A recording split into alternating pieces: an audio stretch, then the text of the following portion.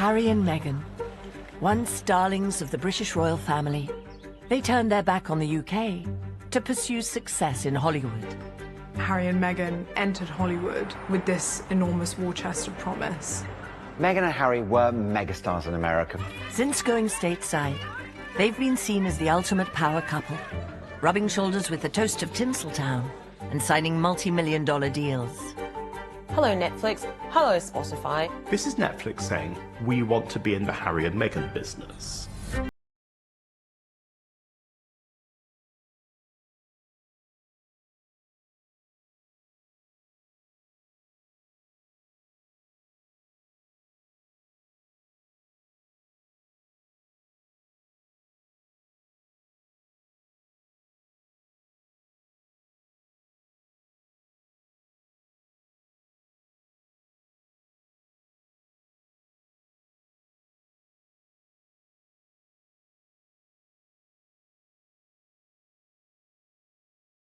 To understand the significance of that. As the couple attempt to diversify with paid public appearances in Australia, can brand Sussex survive? Or has the golden couple's Hollywood dream come crashing down forever?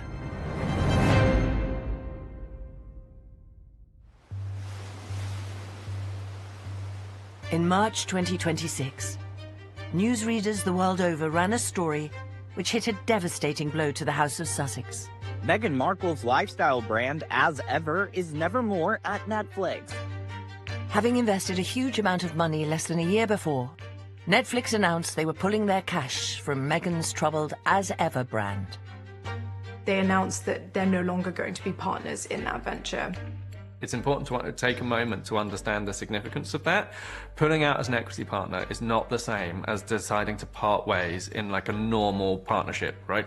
It is a major thing if you own a share of a business to give up that share. Netflix are not a stupid company, but they are beginning to look very strongly as if they have gambled far too much money on a public appetite for a brand that does not exist. Then, just days later, Hollywood trade magazine Variety published a damning 3,000-word article featuring anonymous accounts from inside the corridors of Netflix, which revealed further explosive revelations. Variety is the Bible of the film and television industry. Clearly, they must have been very happy with their sourcing because it was denied on the record by Netflix and they ran it anyway. As well as once again commenting on the couple's professional conduct, sources allege that the pair's seeming inability to produce bingeable content had left Netflix bosses frustrated. Harry and Meghan entered Hollywood with this enormous war chest of promise. They just are not producing the level of ideas that was promised. Insider sources also make the revelatory claim that the streamer is all but set to cut the couple loose. According to Variety's sources, the attitude within Netflix is that Harry and Meghan are done. There have been a series of strategic missteps for the Sussexes. Has their dream sort of been squandered? As anyone who knows anything about the entertainment industry knows, it's full of sharks. Harry and Meghan, for all their fame, they were a couple of minnows. Things could not be more different to the dream that started a decade before. In November 2017, the world was excited to learn the long-time bachelor, Prince Harry, had finally met his match. When he announced that following a short courtship, he was engaged to the American actress, Meghan Markle. He must have sensed we needed a lift. The nation's favourite younger brother decided to give us all some good news today by announcing he was to marry the likeable Meghan Markle. When the engagement was announced, the American people were happy because this looked like a fairy tale to us. Congratulations to you both. Thank you. Can we start with the proposal and the actual moment of your engagement? When did it happen? How did it happen? It happened a few weeks ago, earlier this month, here at our cottage.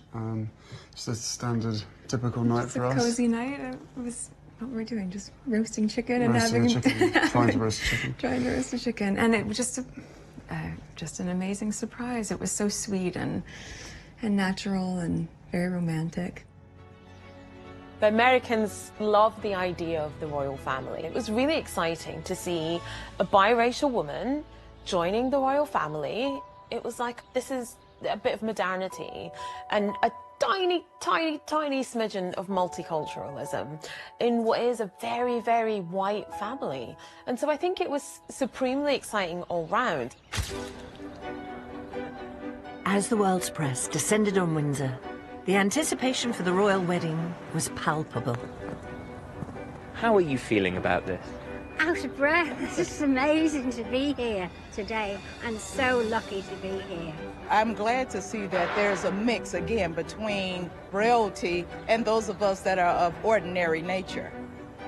Humanity is humanity. It definitely is a moment in history. He's marrying the woman he loves, and American, it's amazing. Everything about it just, oh, it's perfect. I was working for the Archbishop of Canterbury, who of course conducted the wedding ceremony. And the atmosphere at Windsor on the day was electrifying. And celebrations took place on both sides of the Atlantic with an audience of 29 million Americans eagerly watching as Meghan married her British prince. Definitely. She went to Northwestern. Yeah, she's American. I think it's cool.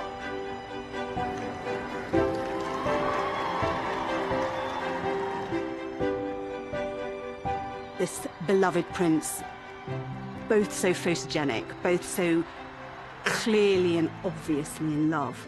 So it was always going to be a huge media event. It was a really huge, momentous occasion. Meghan was suddenly now the ultimate American princess, so there was a huge sense of optimism, of excitement. But their honeymoon period was short-lived, as cracks began to show between them and the royal family. It was hoped the couple, along with William and Kate, would refresh the image of the monarchy for a new generation. But there were soon reports of friction in the so-called Fab Four. Working together as family, do you ever have disagreements about things? Oh, yes. Healthy disagreement. Okay, the last everyone was so positive for them and really had their backs and they wanted it to work, but they obviously have to make their own way. We're stuck together for the rest of our lives, so... Yeah. Soon, they welcomed a new member to their family. In May 2019, a beaming Prince Harry made an announcement that was cause for celebration in the UK and US. I'm very excited to announce that Meghan and myself had a baby boy. We're both absolutely thrilled and so grateful to all the love and support for everybody out there. Archie Harrison, Mountbatten Windsor, was well wrapped up for his first photo call. Hopes were incredibly high. Prince Harry had made no secret of the fact he desperately wanted to settle down. And in Meghan, it felt like he had found that person. And you have the two best guys in the world, so I'm really happy. All of a sudden, an American gets to play a part in this fairy tale. It was hugely exciting. The new parents chose to break with royal tradition, not appearing outside the hospital with Archie when he was born, but in a photo call at Windsor Castle. Why did she cover her baby's face when she first showed us Archie? She came and his face was covered. Why couldn't we see Archie? Maybe you got a good reason for that. But within a year of their son's birth, the couple, controversially, announced they were stepping back from royal duties and moving to the US. Breaking news tonight, and the Duke and Duchess of Sussex have announced that they are carving out what they call a new role for themselves. In a statement released in the last few minutes, they say they intend to step back as senior members of the royal family and work to become financially independent. The UK reeled from the couple's monumental decision. But for the Sussexes, the US was the land of opportunity.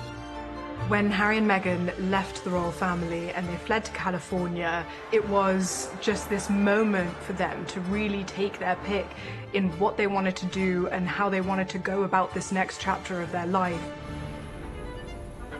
Coming up, Harry and Meghan's new life in the US proves lucrative. The American public were looking forward to the content, and we're waiting with bated breath to find out what that's going to be. But would their astonishing interview with Oprah threaten their new roles as Hollywood heavyweights? This accusation of essentially racism in the royal family was just, jaw-dropping. It was supposed to be Netflix. It kind of felt a little bit like they'd given away the family silver for free.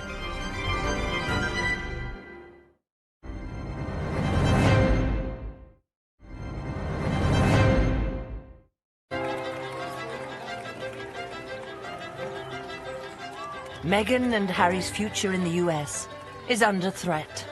In America, there is this great love and great affection towards the royal family. But there's also the sense that Harry and Meghan were not quite the people that they thought they were going to be.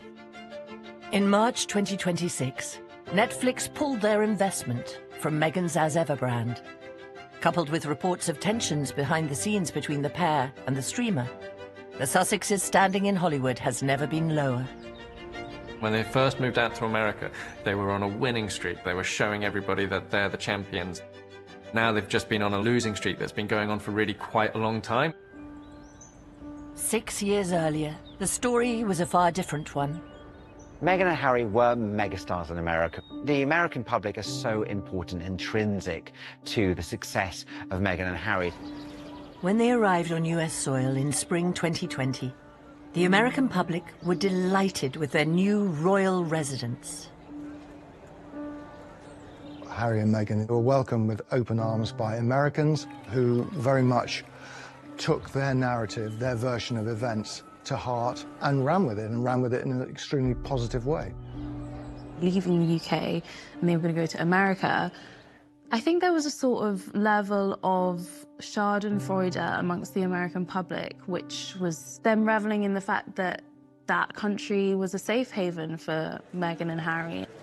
The initial response of the vast majority of the American public was an appreciation that he would choose to go there.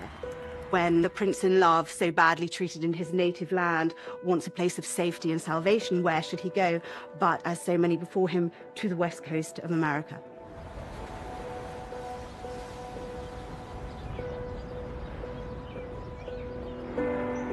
Meghan and Harry settled in the exclusive Californian neighborhood of Montecito, in a mansion estimated to be worth over $29 million.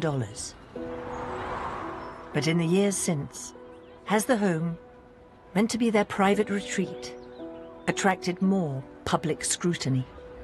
They buy a nice little house with 9 bedrooms and 16 bathrooms.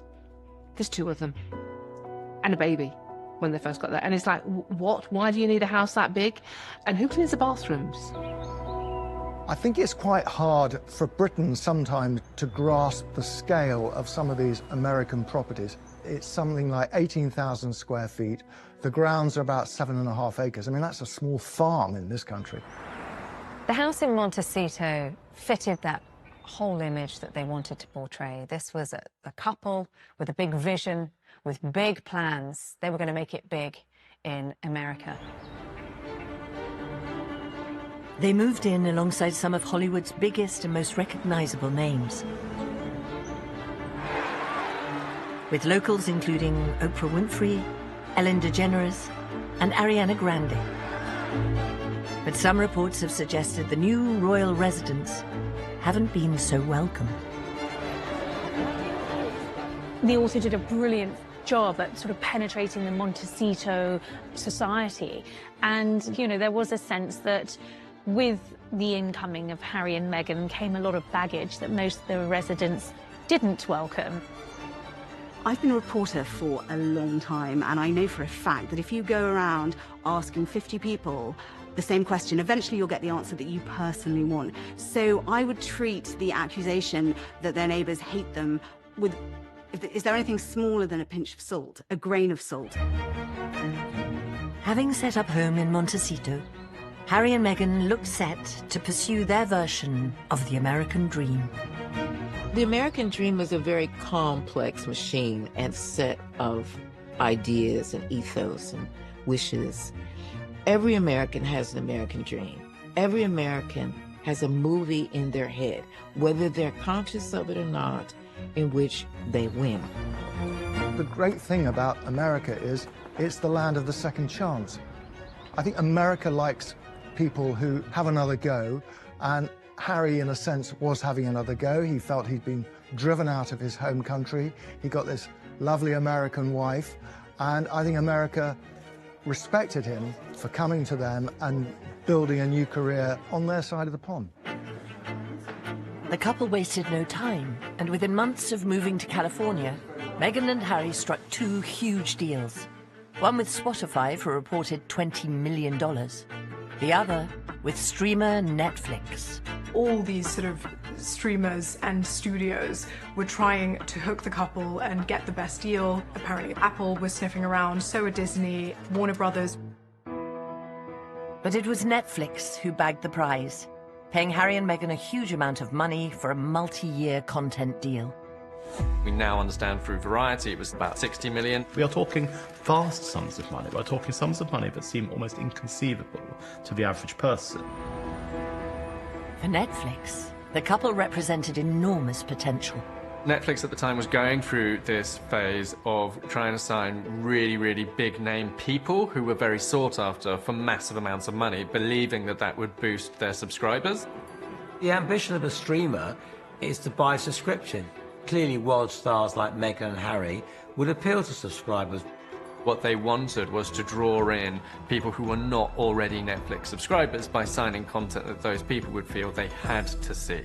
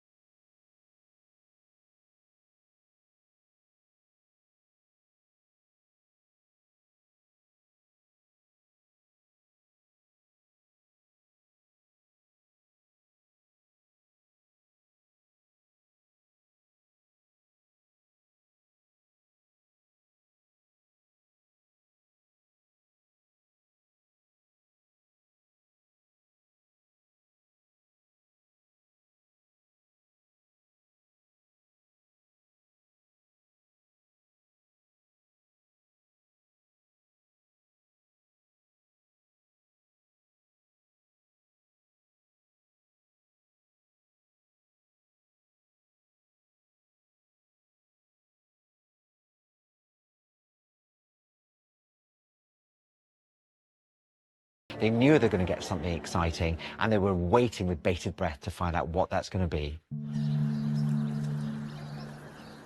Invigorated by their initial business successes, the former royals began embracing their new Hollywood lifestyle. Harry even made a surprise appearance on the late-night US TV series hosted by celebrity pal James Corden. Clearly, Americans couldn't get enough of their newest residents. Here we go. A little slice of home, huh? Him and James Corden were riding around on this open-top bus through LA, drinking afternoon tea, and I think it was just a sort of sign that at that point, the American public really were just eating up anything to do with Meghan and Harry. They couldn't get enough.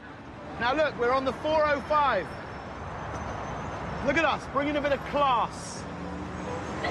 James, we've got carpool karaoke. Yeah. Maybe I can do English tea on the 405. English tea on the 405, why not? Get it on Netflix, an absolute winner. That'd be cool. There's an idea. Harry and Meghan had successfully made the jump from British royalty to outright Hollywood celebrities. But it would be another television appearance, away from Netflix where they appeared together, that would prove groundbreaking. It was announced the couple would give a no-holds-barred interview to the Queen of American TV, Oprah Winfrey.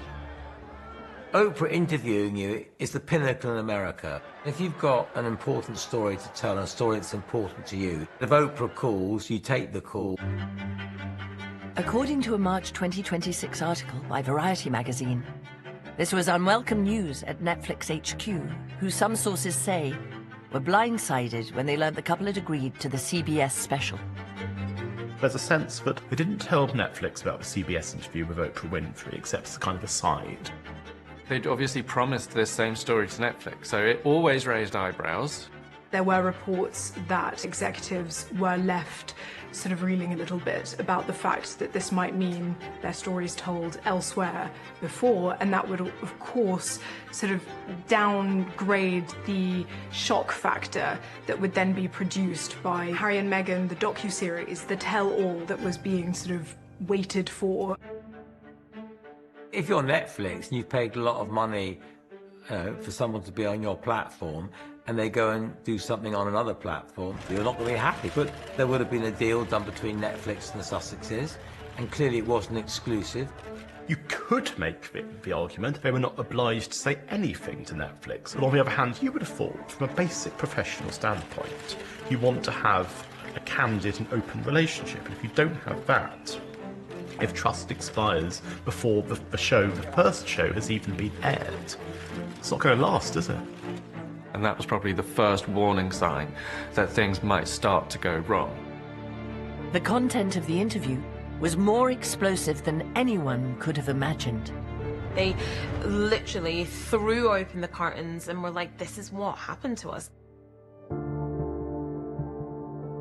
In one of the interview's most astonishing moments, Meghan described in grueling detail the impact royal life had on her during her pregnancy. I just didn't want to be alive anymore.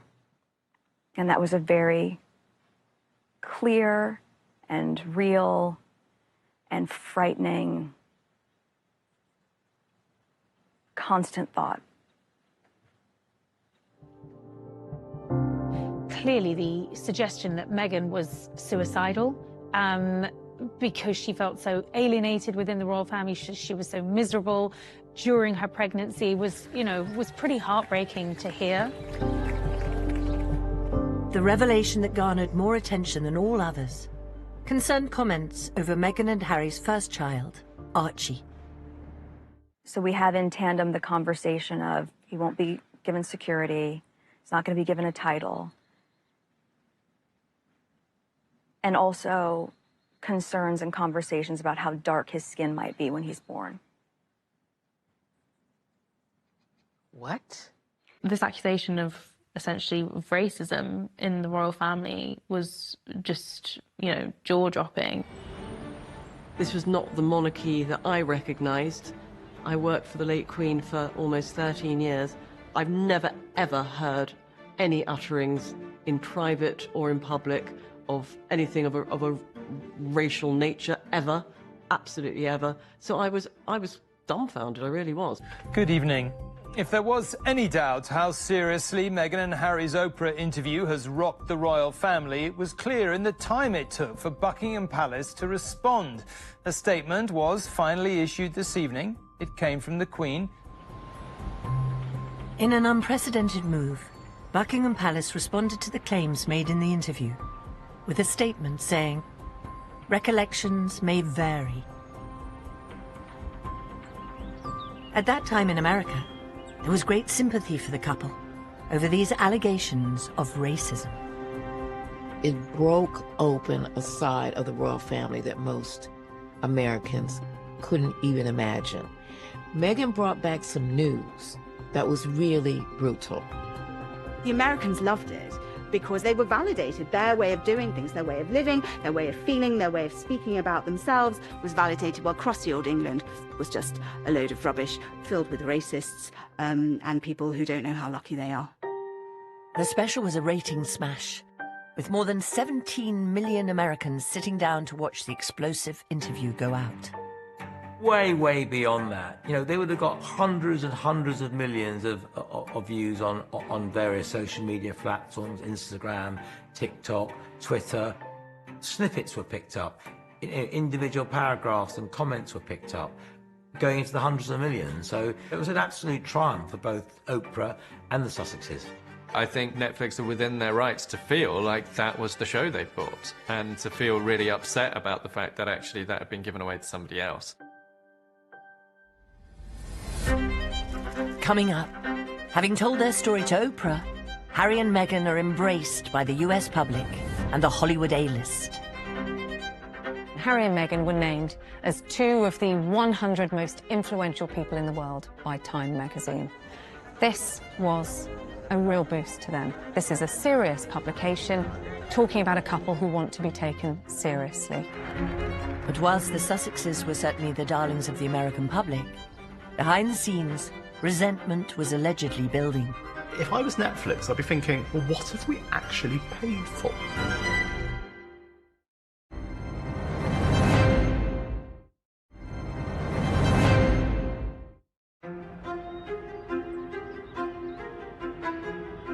Harry and Meghan's American dream is fraying at the seams after Netflix announced it was ending its lucrative partnership with the Duchess's lifestyle brand as ever, as reported by industry insider Page 6. Netflix has officially cut ties with Meghan Markle's polarizing lifestyle brand, as ever. Page 6 can confirm. Netflix were gambling very, very heavily on the idea that in Harry and Meghan, they were buying not just a pair of people who were 2 of the most famous people in the world, but a brand Sussex. And that to them was worth any amount of investment. But in March 2026, following a string of critical press, Variety magazine published a story which revealed new damaging claims about the Hollywood couple. To have sources inside Netflix telling Variety the attitude and the mood in the building is we're done with the Sussexes, that is obviously potentially hugely damaging to Harry and Meghan and their reputations. It's quite the fall from grace for a couple who were once lauded by the American media. It really did look like they were going to be stars and that it was going to be the American dream and that they were going to be these kind of huge figures. You know, even newspapers don't like them very much. We're talking in terms that maybe Meghan one day might run for president. Back in September 2021, Time magazine gave them a cover story that confirmed their status as respected figures in America. Harry and Meghan were named as 2 of the 100 most influential people in the world by Time magazine.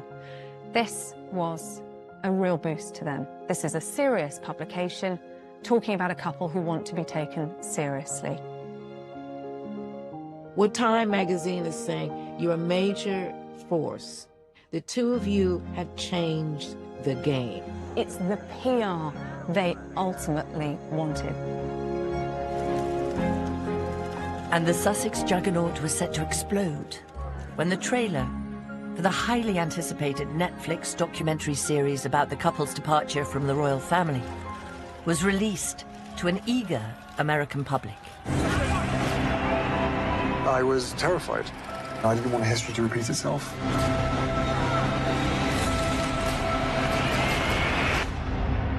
No one knows the full truth. We know the full truth. When the trailer was released for Harry and Meghan's Netflix documentary series, there was a huge amount of interest, but also intrigue because we'd had Oprah. What more could they possibly have to say? When it aired, viewers had an intimate look inside the couple's lives. Every rumor, every negative thing, every lie, everything that I knew wasn't true and that the palace knew wasn't true and internally they knew wasn't true, that was just being allowed to fester.